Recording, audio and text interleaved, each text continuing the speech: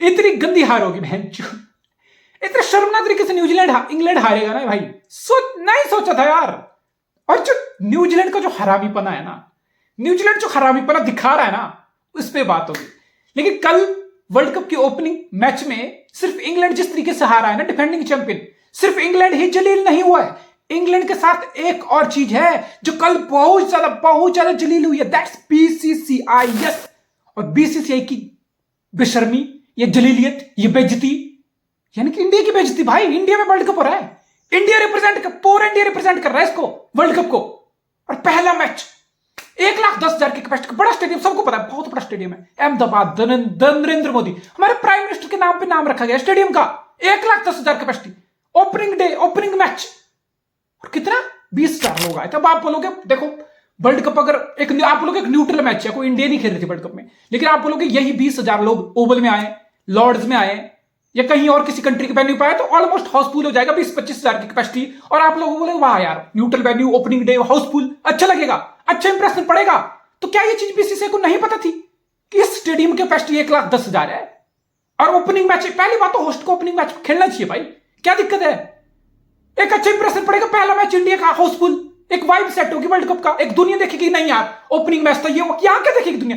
खाली सीट देख देख के भाई, पाकिस्तान जैसे जिन लोगों को आटा नसीब नहीं हो रहा, जिनके पैच खाने पीने की चीजें नसीब नहीं हो रही, वो लोग हमारी बेइज्जती करके, वो लोग हमारा मजाक उड़ा रहे हैं भाई, खाली सीट दिखा दिखा के। ये क्या है यार? अगर चलो ठीक है, तुम्हारी मजबूरी है ब्रॉडकास्टिंग की, रिवेन्यू की, कि तुम्हें संडे को इंडिया का मैच खिलाना है, व्यूवरशिप के, तुम्हारे वो एडवर्टाइजिंग, पैसे का खेल है, तुम्हें अपनी वो फिक्र है, ठीक है मान ली तुम्हारी फिक्र में। अगर तुम्हें न्यूट्रल मैच से ही वर्ल्ड कप की ओपनिंग स्टार्ट करनी थी, तो अहमदाबाद क्यों चुना भाई? तुम्हें क्या लग रहा लोग 1,00,000 लोग अहमदाबाद देखने आ जाते? ये इनकम्पिटेंस है, ये मूर्खता है, स्टुपिडिटी है, इडियोटिसिटी है, this is idiotic from BCCI. आप कोई भी न्यूट्रल मैच, आप धर्मशाला मैच कराते, 25,000 कैपेसिटी, हाउसफुल लगता, यही 25,000 लोग आते ना, एक जैसे स्टेडियम में जिसकी कैपेसिटी, बैंगलोर में करा देते 25-30,000 कैपेसिटी, हाउसफुल दिखता, वानखेड़े में करा देते 25,000 कैपेसिटी, हाउसफुल दिखता है, एक अच्छी वाइब होती। ये कौन सी बात हुई यार कि ओपनिंग मैच भी अहमदाबाद में होगा, सेमीफाइनल भी अहमदाबाद में होगा, आईपीएल का फाइनल भी अहमदाबाद में होगा, वर्ल्ड कप का, अरे भाई बना लिया तुमने स्टेडियम, अच्छी बात है, लेकिन और भी क्रिकेटिंग बोर्ड है, थोड़ा यार अपनी बेइज्जती क्यों करानी है तुम्हें? अपनी ही बेइज्जती करा दी अहमदाबाद में मैच करा के। लिटिल बीसीसीआई ने अपने साथ साथ कहीं ना कहीं इंडिया की भी एक किस्म से इसलिए लोगों को हंसने का मौका दे दिया, बेवजह का यार। ओपनिंग बॉल डालने आ रहा बोल्ट, बेस्टो को नासिर हुसैन वाइब क्रिएट करा कमेंट्री बॉक्स में, इधर लोग घर में बैठ के 25-30 लाख लोग जुड़ गए थे पहली बॉल हॉटस्टार पे, क्या देख रहे हैं बहनचोद? 80% स्टेडियम खाली पड़ा है भाई, खाली पड़ा, सीटें ऑरेंज भगवा सीटें खाली पड़ी, व्हाट इज गोइंग ऑन? ये बहुत शर्मनाक दिखता है यार, come on, this is shameful man, this is disgusting. ये इनकम्पिटेंस है बीसीसीआई, जब जैसे लोग लिटरली जिसकी पता नहीं चपरासी लगने की हैसियत है, मुझे नहीं पता, I don't want to be harsh, मुझे नहीं पता उस बंदे की चपरासी, जब उसको बोलते हो सुनता हूं ना बहनचोद, ऐसा लगता है भाई चूतिया, स्कूल चला जा, सीख ले, हिंदी तक बोल ले बहनचोद, अंग्रेजी नहीं बोले, हिंदी बोले, गुजराती में बोल ले बहनचोद, लेकिन ढंग से बोल ले, पढ़ के बोले, रट के बोले, लेकिन बहनचोद बोलना तो सीख ले। बिल्कुल सिफारिश, जब तक इंडिया में कल्चर रहेगा ना बहनचोद, कुछ नहीं हो सकता हमारा यार, हम ऐसे चूती दिखेंगे बहनचोद। ये ह्यूमिलेशन है बहनचोद, 140 करोड़ भारतीयों की ह्यूमिलेशन है ये जो कल हुआ। चलो मैच की बात करते हैं, इंग्लैंड की ह्यूमिलेशन की बात करते हैं। देखो इंग्लैंड को सभी लोग फेवरेट बोल रहे हैं, मैं भी फेवरेट बोल रहा हूं, आप लोग भी फेवरेट बोल रहे हैं, इंडिया, बिकॉज घर में वर्ल्ड कप है तो इंडिया को तो हर कोई फेवरेट बोल रहा है, लेकिन इंडिया के अलावा एक और टीम है जिसको फेवरेट का टैग दिया जा रहा है, दैट्स इंग्लैंड। बहुत लोग तो ये, मैं भी ये प्रिडिक्ट किया हूं कि इंडिया इंग्लैंड का फाइनल होने वाला है। इंग्लैंड को हर कोई अपनी टॉप 4 में रख रहा है, और ठीक है एक मैच आप हारे, इसका मतलब ये नहीं कि आपके टॉप 4 के चांस वैनिश होगी, लंबा वर्ल्ड कप है, 8 मैच और होंगे, 8 मौके और होंगे क्वालिफाई करने के, and I think England come back करेगा। लेकिन ये जो कल की परफॉर्मेंस थी ना भाई, it was like all over the place, like a worst performance. It's like, मुझे नहीं लगता 2015 के बाद जब से इंग्लैंड इतना अच्छा व्हाइट बॉल ओडीआई क्रिकेट या T20 खेला है, मुझे लगता पिछले 8 साल में इंग्लैंड इतनी गंदी परफॉर्मेंस कभी दिया होगा। 2019 में वर्ल्ड कप जीतने के बाद मुझे लगता है इंग्लैंड कभी इतना ज्यादा घटिया, इतना ज्यादा जलील होकर एक तरफा कभी हारा होगा, वो भी कब? पहले मैच में डिफेंडिंग चैंपियन होते हुए। So it was nightmare of A performance. Batting बोलो, बॉलिंग बोलो, जो मर्जी बोलो, चलो बैटिंग से शुरू करते हैं। क्या इस पिच में बहुत ज्यादा हेल्प थी? ऐसा लगा पहली पारी में इंग्लैंड कुछ और ही ट्रैक पे खेल रहा है, और दूसरी पारी में ऐसा लगा न्यूजीलैंड रचिन रविंद्र 100 मार के भाई पार्ट टाइम बैट्समैन होते हुए ऐसा लग रहा कि भाई न्यूजीलैंड कुछ और ही लेवल पे बैटिंग कर रहा है। तो पिच वही थी, ये प्रॉपर बैटिंग पिच थी। यस आप बोल सकते हो अंडरलाइट यानी कि सेकंड इनिंग में ये अहमदाबाद की पिच थोड़ी सी बेटर खेली, स्पिन के लिए ग्रिप ग्रिप हल्का जो सेंटनर की बॉल में पहली इनिंग में दिख रहा था, दूसरी इनिंग में ऐसा कुछ नहीं दिखा, कोई सीम में कुछ नहीं दिखा, basically it was fucking flat road, अंडरलाइट की पिच बेटर खेली। लेकिन क्या पहली इनिंग में पिच खराब थी? क्या ये 280 वाली पिच थी? नहीं, ये 280 वाली पिच नहीं थी, ये फिर भी 350 वाली पिच थी।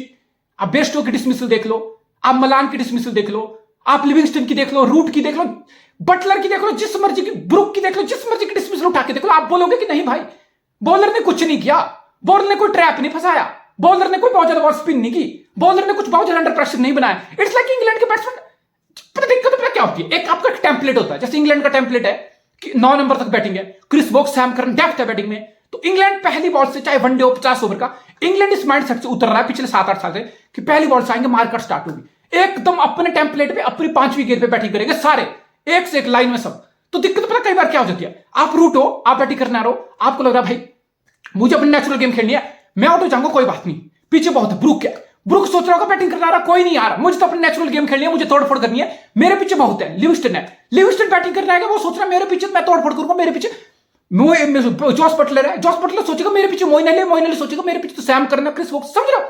कई बार आप 8-9 नंबर तक बैटिंग करते हो ना, डेप्थ, तो आपको एक लाइसेंस मिलता है, हर प्लेयर को एक लाइसेंस मिलता है बैट्समैन को कि मैं तोड़फोड़ करूंगा, हमारी डेप्थ है, हमें अग्रेसिव खेलना है। उस चक्कर में पता क्या होता है, wicket after wicket, wicket after wicket जाते हैं और कोई भी बैट्समैन खुद को अप्लाई नहीं करता, कोई भी बैट्समैन रिस्पॉन्सिबिलिटी नहीं लेता।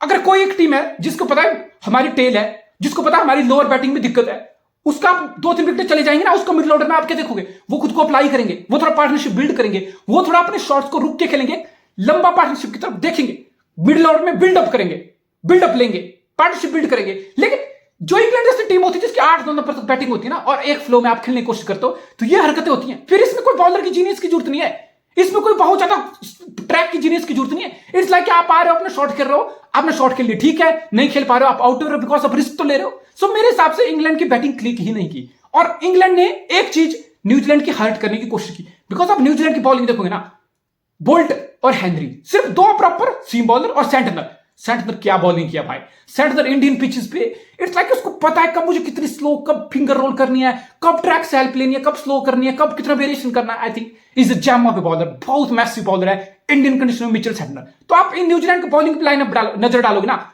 सऊदी इंजर्ड था, लॉकी फर्गसन इंजर्ड था, तो न्यूजीलैंड ने सिर्फ 3 ही बॉलर खिलाए, 3 ही प्रॉपर बॉलर न्यूजीलैंड कल उतारा था, बोल्ट, हेनरी और स्पिन में सेंटनर। अभी 3 प्रॉपर बॉलर है, इसके बाद जेमिनिशम क्या है, जेमिनिशम पार्ट टाइमर है, 10 ओवर वाला बॉलर, औकात नहीं है जेमिनिशम की। सेम विद रचिन रविंद्रा को 10 ओवर वाला पैकेज नहीं है, तो फिर ग्लेन फिलिप्स के 2-3 ओवर। तो ये चीज इंग्लैंड ने कहीं ना कहीं टारगेट करने की कोशिश की, इंग्लैंड की वीकनेस थी न्यूजीलैंड की। इट्स लाइक एज ओपोनेंट आप दूसरी टीम के ओपोनेंट की वीकनेस को टारगेट करने की कोशिश करोगे, फायदा उठाओगे ना, उस चीज का एडवांटेज लोगे। तो इंग्लैंड ने चाहा कि कहीं ना कहीं यार 3 ही प्रॉपर बॉलर इनके, जैसे ही सेंटनर, बोल्ट और हेनरी को छोड़ के जो भी आएगा, चाहे वो रविंद्रा हो, चाहे वो आपका निशम हो, चाहे वो ग्लेन फिलिप्स, हम इनको एकदम से अटैक करेंगे, एकदम से इनकी वीकनेस पे हट करेंगे, इनके 10 ओवर न्यूजीलैंड को निकालने मुश्किल हो जाएंगे, हम कैश नहीं करेंगे। इंग्लैंड का ये अप्रोच था, इसलिए जब हमने रचिन रविंद्रा देखा, ब्रुक अटैक कर गया, रन भी लिए, विकेट भी फेंक दी। जैसे जैसे ग्लेन फिलिप्स आया, 2 विकेट निकाला भाई, वो रूट की निकाला, एक और विकेट निकाला, समझो सॉर्ट लाइक बेस्ट की निकाला। सॉर्ट लाइक जब पार टाइमर आए तो इंग्लैंड के बैट्समैन अल्ट्रा अग्रेसिव होने की कोशिश की कि इनको पेलेंगे, 5th बॉलर का फायदा उठाएंगे, बिकॉज 3 ही जेन्युइन बॉलर थे, आपके पास 4th जेन्युइन बॉलर तक नहीं था बीइंग न्यूजीलैंड। आप इंग्लैंड के सामने ब्रेव मूव, ये वही है कि ये एक ऐसा दांव था, अगर काम कर जाए तो ब्रेव दिखता है, वरना हम ही लोग, हमारे जैसे लोग बोलते कि मूर्खता है। जस्ट बिकॉज न्यूजीलैंड यहां पे जीत गया, तो जीतने के बाद में सब तारीफ ही करते हैं, कोई कमियां जो होती है ना उनको नहीं बाहर निकालता या उनको बताता है। मैं जरूर बताऊंगा आपको, मेरे हिसाब से इंग्लैंड की ये मूर्खता थी।